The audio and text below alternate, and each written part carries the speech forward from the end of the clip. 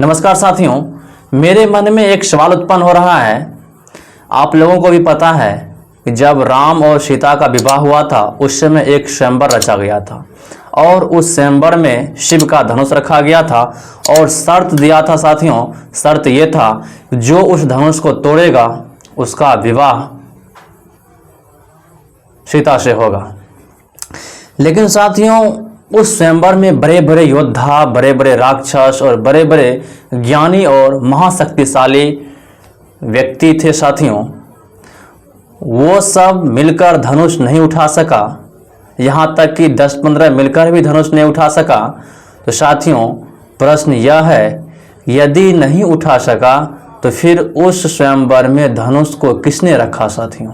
यदि सीता रखती है साथियों तो वह महिला होकर उठा सकती है, तो साथियों फिर बड़े बड़े योद्धा क्यों नहीं उठा सके? इन प्रश्नों का जवाब आप लोग कमेंट बॉक्स में अवश्य दीजिएगा। और साथ ही साथ हम लोग इस वीडियो में देखने वाले हैं कि वाल्मीकि जो है राम को किस प्रकार से रचा, उसके किरदार को किस प्रकार से लिखा। और साथियों एक बौद्ध रामायण है जिसमें बताया गया है कि राम और सीता दोनों भाई बहन है। अब बताइए साथियों इस अनुसार से भाई बहन के साथ विवाह कैसे हो गया?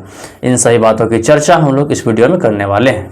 वाल्मीकि रामायण का आरंभ इसी बात से करते हैं कि राम विष्णु के अवतार थे। साथियों वाल्मीकि जो है रामायण में आरंभ करता है कि राम जो है किसके अवतार? विष्णु के अवतार हैं, जो दशरथ के पुत्र के रूप में उत्पन्न होने को तैयार हो गए थे। जो साथियों दशरथ के पुत्र के रूप में उत्पन्न होने के लिए तैयार हो गए थे।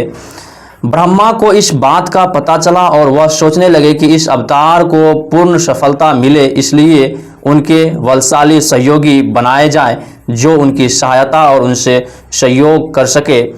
उस समय ऐसा कोई भी नहीं था साथियों। जब ब्रह्मा को पता चला कि विष्णु जो है राम के अवतार माने वाले हैं, तो साथियों उसके सहयोग के लिए बनाए जाए जो उसकी सहायता और उनसे सहयोग कर सके। साथियों देवता ब्रह्मा का आदेश मानने के लिए तैयार हो गए और वे न केवल अप्सराओं जो कि वेश्याएं थी बल्कि यक्षों, नागों की कुमारी कन्याओं तथा ऋक्षों, विद्याधरों, गंधर्वों, किन्नरों और वानरों की वैद पत्नियों से भी वे विचार में लिप्त हो गए और उन्होंने राम की सहायता करने वाले वानर उत्पन्न किए। साथियों देवता जो ब्रह्मा जो था साथियों, ब्रह्मा का विचार या ब्रह्मा का बात देवता लोग मान लिए और देवता लोग मानने के बाद साथियों बहुत सारे अप्सराओं जो कि वेश्या भी थी और साथियों वाल्मीकि यक्षों, नागों की कुमारी कन्याओं तथा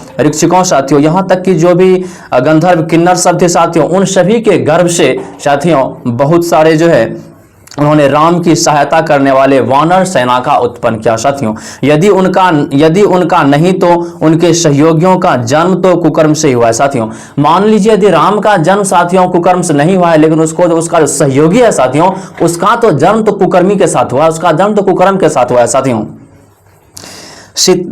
सीता से उनका विवाह भी निर्विवाद नहीं है। सीता को बौद्ध रामायण दशरथ जातक अनु के अनुसार राम की बहन थी। साथियों सीता जो है बौद्ध रामायण के अनुसार राम की बहन थी, दोनों दशरथ की संतानें थे। बौद्ध रामायण के अनुसार सीता जो है और राम दोनों दशरथ की ही संतानें थे और दोनों भाई बहन थे। वाल्मीकि रामायण की सहमति बौद्ध रामायण में दर्शाए गए संबंधों से नहीं है बल्कि साथियों वाल्मीकि रामायण की सहमति, साथियों वाल्मीकि रामायण में जो दर्शाया गया है उसका सहमति जो है बौद्ध रामायण में से नहीं लिया गया है। साथियों वाल्मीकि के अनुसार सीता विदेह राज जनक की पुत्री थी, राम की बहन नहीं। साथियों वाल्मीकि के अनुसार जो है सीता जनक की पुत्री थी, राम की बहन नहीं। यह सक्षम के बाहर है क्योंकि स्वयं वाल्मीकि के अनुसार वह जनक की सामान्य प्रसूत पुत्री नहीं थी बल्कि अपने खेत में हल चलाते किसान को प्राप्त हुई थी जो उसने जनक को दे दी थी। साथियों सीता जो है वह दशरथ की पुत्री नहीं थी, खेत में हल चलाने के वक्त सीता मिली थी साथियों, जो वहाँ के लोगों के द्वारा जो है जनक को सौंप दिया गया था। इसलिए यह ठोस कथन नहीं है कि सीता जनक की पुत्री है। इसलिए साथियों यह ठोस कथन नहीं है कि सीता जो जनक की। बौद्ध रामायण की कथा स्वाभाविक है जो आर्यों की विवाह पद्धति से मेल खाती है। साथियों बौद्ध रामायण की जो कथा है स्वाभाविक है जो आर्यों की विवाह पद्धति से मेल खाती है। यह अगर सही है तो राम और सीता का विवाह आदर्श नहीं था जिसका अनुकरण किया जाए। यदि साथियों यह सही है तो राम और सीता का विवाह जो है साथियों यदि अनुकरण किया जाए तो वह आदर्श नहीं था। साथियों राम का एक सद्गुण यह भी बताया जाता है कि वे एक पत्नी व्रती थे। साथियों राम का एक और सद्गुण है वह एक पत्नी व्रती है। साथियों यह समझ में नहीं आता कि यह आम धारणा कैसे बन गई। यह तथ्य पर आधारित नहीं है। यह साथियों रामायण जो है यह तथ्य पर आधारित नहीं है क्योंकि बौद्ध रामायण में बताया जाता है कि राम और सीता बहन है, लेकिन वाल्मीकि रामायण में बताया जाता है कि राम और सीता बहन नहीं है। यहाँ तक कि वाल्मीकि ने भी उल्लेख किया है कि राम की अनेक पत्नियां थीं। यहाँ तक कि साथियों वाल्मीकि रामायण में वाल्मीकि ने भी उल्लेख किया है कि राम की अनेक पत्नियां थी, मतलब रखेल। साथियों इसके साथ ही उनकी अनेक उपपत्नियां भी थी। इस प्रकार वह अपने नाम निहाद पिता के सच्चे पुत्र थे जिनकी न केवल उपयुक्त 3 पत्नियां थी बल्कि उनके अलावा भी अनेक थी। साथियों उसके पास केवल 3 ही पत्नियां नहीं थी, उसके पिता के पास भी साथियों अनेक पत्नियां थी। अब हम उनके चरित्र की एक राजा और व्यक्ति के रूप में ख्याल करें। अब हम साथियों उसे एक व्यक्ति और राजा के चरित्र पर ख्याल करते हैं। वाल्मीकि रामायण में कहीं भी राम को जो भगवान का किरदार नहीं बताया गया। साथियों हम क्यों उसे भगवान माने। उनके व्यक्तिगत जीवन के बारे में हम 2 घटनाओं का उल्लेख करेंगे, एक बाली से संबंधित है और दूसरी उनकी पत्नी सीता से। साथियों उसके जीवन में हम लोग 2 घटनाएं उल्लेखित करेंगे, एक बाली जो उसके जीवन में बाली से हुआ था और एक सीता से हुआ था। साथियों पहले हम बाली को लेते हैं।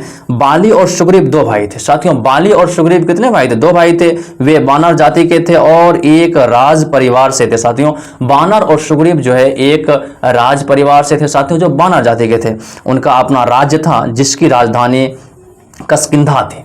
जिसकी राजधानी साथियों कहाँ थी? किष्किंधा थी। जब बाली राजा था तो उसका मायावी नामक राक्षस से युद्ध छिड़ा हुआ था। साथियों जब बाली राजा था उसका युद्ध जो है साथियों मायावी राक्षसों से छिड़ा हुआ था। द्वंद्व युद्ध में मायावी अपनी जान बचाकर भागा और एक गहरी खोह में घुस गया। साथियों उसमें साथियों जो है मायावी राक्षस जो था जान बचाकर भागा वहां से। बाली ने सुग्रीव से कहा कि वह गुफा के भीतर जा रहा है, अतः वह बाहर गुफा में मुंह पर प्रतीक्षा करें। साथियों बाली ने सुग्रीव से कहा वह कि साथियों गुफा के भीतर जा रहा है, अतः वह बाहर गुफा के मुंह पर प्रतीक्षा करें। कुछ देर बाद गुफा में से रक्त की धारा फूटी। सुग्रीव ने अनुमान लगाया कि बाली मायावी को हाथों मारा गया। साथियों बाली जो है मायावी के हाथों क्या हो गया? मारा गया। किष्किंधा आकर उसने स्वयं को राजा घोषित कर दिया और हनुमान को अपना मंत्री बना लिया। साथी उसके बाद साथियों किष्किंधा आकर वह जो है स्वयं को राजा घोषित कर लिया और हनुमान को जो है साथियों मंत्री बना लिया। वास्तव में बाली मरा नहीं था बल्कि उसने मायावी को मार गिराया था। साथियों बल्कि बाली मरा नहीं था, वह जो उस राक्षस को मार गिराया था। बाली गुफा से बाहर आया तो देखा कि सुग्रीव वहां नहीं है। बाली जब गुफा से बाहर आया साथियों देखा वहां सुग्रीव नहीं है। वह किष्किंधा आया तो वह देखकर चकित रह गया कि सुग्रीव राजा बना बैठा है। साथियों जब वह अपना राजधानी पहुंचा तो वह देखा कि सुग्रीव जो है राजा बन चुका था। साथियों स्वाभाविक था कि इस दगाबाजी से वाली आग बबूला हो उठा क्योंकि इसका कारण भी स्पष्ट था। साथियों उसकी दगाबाजी से बाली आग बबूला हो चुका था। साथियों जो होना भी उचित था। सुग्रीव को अटकल पर ही निर्भर नहीं करना चाहिए था, उसे देखना था कि बाली मृत या जीवित। साथियों उसे यह जो है उसके ऊपर जो साथियों निर्भर नहीं होना चाहिए था, उसे देखना था कि बाली मृत है या जीवित है। दूसरे बाली का एक पुत्र था अंगद। साथियों बाली का एक पुत्र था जिसका नाम था अंगद। वह बाली का वैध उत्तराधिकारी था। साथियों वह बाली का जो है वैध उत्तराधिकारी था, उसे राजा बनाया जाना चाहिए था। सुग्रीव ने ऐसा कुछ नहीं किया। साथियों जो अंगद सुग्रीव जो है राजा बन गया। साथियों राजा बनने से पहले होता था कि राजा का बेटा ही राजा होता था। साथियों तो बाली का बेटा कौन था? अंगद था। तो अंगद को तो राजा बनाना चाहिए था, लेकिन ऐसा कुछ नहीं किया। यह विद्रोह का स्पष्ट मामला था वाली ने सुग्रीव को खदेड़ दिया और गद्दी पर बैठ गया। दोनों भाई जानी दुश्मन बन गए। अब साथियों बाली जो है सुग्रीव को गद्दी से खदेड़ दिया और गद्दी पर बाली बैठ गया। दोनों एक दूसरे का जानी दुश्मन हो गए। यह घटना तभी घटी थी जब रावण ने सीता का हरण किया था। साथियों यह घटना तभी घटा था जब रावण ने सीता का हरण किया था। राम और लक्ष्मण उनकी खोज कर रहे थे। सुग्रीव और हनुमान किसी मित्र की तलाश में थे जो उन्हें बाली से राज्य वापस दिला सके। साथियों सुग्रीव और हनुमान जो था एक अपने साथी का तलाश कर रहा था जो कि बाली से साथियों उसका जो है राजगद्दी छीनकर सुग्रीव को दे दे। दोनों पक्षों में संयोगवश भेंट हो गई। दोनों में साथियों भेंट हो गई। जब दोनों ने एक दूसरे की कठिनाइयों को सुना तो उनके बीच एक समझौता हुआ। साथियों जब दोनों कठिनाइयों को सुना तो उसके बीच एक समझौता हुआ। यह सहमति हुई कि राम बाली का वध करने और सुग्रीव को किष्किंधा का राज्य दिलवाने में मदद करेंगे। साथियों उसमें यह सहमति हुआ, साथियों बातचीत हुआ कि राम जो है बाली का वध करेगा। बाली का वध करने के बाद वह सुग्रीव को किष्किंधा पर बिठाएगा। साथियों यह भी सहमति हुई कि सुग्रीव और हनुमान राम को सीता वापस दिलाने में सहायता करेंगे। और साथियों यह जो बात हुई साथियों यह बात हुई कि यदि हनुमान और सुग्रीव जो है सीता को वापस दिला देता है या दिलाने से पहले साथियों जो है बातचीत हुआ था कि राम पहले जो है बाली का वध करेगा। उसे यदि गद्दी पर बैठा देता है सुग्रीव और हनुमान जो मिलकर सीता का खोज करके इसके हवाले कर देगा। साथियों बाली वध की योजना को कार्यक्रम देने के लिए तय हुआ कि सुग्रीव अपने गले में माला पहन ले। साथियों जब बाली का वध करने का नौबत आया तो उसमें चिन्ह के लिए सुग्रीव को गले में माला पहना दिया जिससे द्वंद्व युद्ध के समय आसानी से पहचाना जा सके और राम किसी वृक्ष की आड़ में छिप जाए और वहां से तीर चलाकर बाली को मार दे। साथियों अब साथियों वहां से तीर चलाकर बाली को मार दे। साथियों इसी योजना के अनुसार द्वंद्व आयोजित किया गया। जब युद्ध हो रहा था तो सुग्रीव के गले में माला थी। साथियों जब युद्ध हो रहा था तो सुग्रीव के गले में माला था। साथियों वृक्ष के पीछे छिपे राम ने निशाना साधा। सुग्रीव किष्किंधा का राजा बन गया। साथियों और वृक्ष के पीछे छिपकर राम जो है निशाना साधा। बाली को तो गले में माला दे दिया था पहचान के लिए क्योंकि दोनों का सगा साथियों एक था इसलिए। और वहां का राजा सुग्रीव को बना दिया। बाली की हत्या राम के चरित्र पर बहुत बड़ा धब्बा है। साथियों बाली की हत्या जो है राम के चरित्र पर बहुत बड़ा धब्बा है। यह एक ऐसा अपराध था जो एक तरफा था क्योंकि बाली का राम से कोई विवाद नहीं था। साथियों यह एक ऐसा अपराध था जो एक तरफा था साथियों क्योंकि बाली का राम से कोई विवाद नहीं था। यह कायरता भी थी क्योंकि बाली निहत्था था। यह एक सुनियोजित और सुविचारित हत्या थी। साथियों क्योंकि यह सुनियोजित और सुविचारित हत्या थी। साथियों सभी ने मिलकर सोच समझ और उसका हत्या किया था।